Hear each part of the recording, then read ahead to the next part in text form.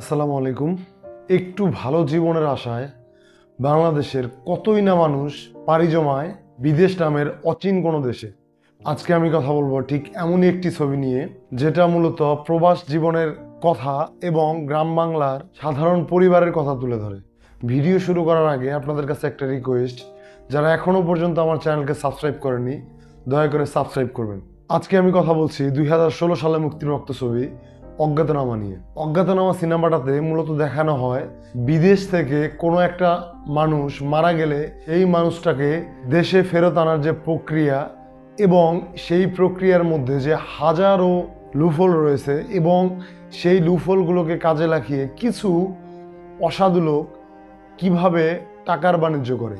এবং সেই সাথে দেখতে পারবেন অসহায় মানুষের দুর্বলতার সুযোগ নিয়ে কিছু খারাপ চরিত্রের মানুষেরা, মূলত দালালেরা, কিভাবে তাদের কাছ থেকে টাকা নিয়ে বিদেশ পাঠানোর নাম করে প্রতারণা করে। এই সিনেমাটা মূলত একজন কোনো মানুষের চরিত্রের সিনেমা না, এটা বাংলাদেশের প্রায় প্রত্যেকটা ঘরে ঘরে প্রত্যেকটা অসহায় বাবার কথা তুলে ধরে। এটা একটা ছবি হলেও এই ছবিটা কেন জানি না প্রত্যেকটা সাধারণ মানুষের, প্রত্যেকটা গরিব মানুষের, প্রত্যেকটা বাবার, প্রত্যেকটা প্রবাসী পরিবারের নিজেদের কথা বলে। এই সিনেমার গল্পটা আমি বলবো না, আপনারা যারা এই সিনেমাটা দেখেছেন তারা এই মুভির গল্প সম্পর্কে অবশ্যই জানেন।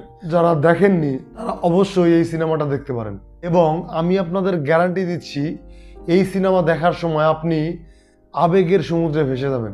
এই সিনেমাতে দুস্থ বাবার চরিত্রে অভিনয় করেছেন ফজলুর রহমান বাবু। আপনি তার চরিত্রের মধ্যে ঢুকে যাবেন, আপনি তার কষ্টটাকে ফিল করতে পারবেন। একটা বাবা তার সন্তানের লাশের জন্য কোন পর্যন্ত যেতে পারে সেই জিনিসটা ফিল করতে পারবেন। তার পাশাপাশি মোশাররফ করিম অভিনয় করেছেন একজন অসৎ পুলিশের চরিত্রে। আপনাকে মনে হবে যে মোশাররফ করিমের চরিত্রটাকে আপনি সামনে পেলে হয়তোবা তাকে মারতেন, এবং পাশাপাশি শতাব্দী অতীতের যে চরিত্রটা সেটাকে আপনি বেশ পছন্দ করবেন। এবং এখানে যারা মূলত অ্যান্টাগনিস্ট চরিত্রে অভিনয় করেছেন তাদের প্রতি আপনার রাগ হবে। তার পাশাপাশি এখানে ফজলুর রহমান বাবুর অভিনয়ের প্রশংসা তো করবেনই, পাশাপাশি আপনি তার চরিত্রের সাথে একেবারে মিশে যাবেন।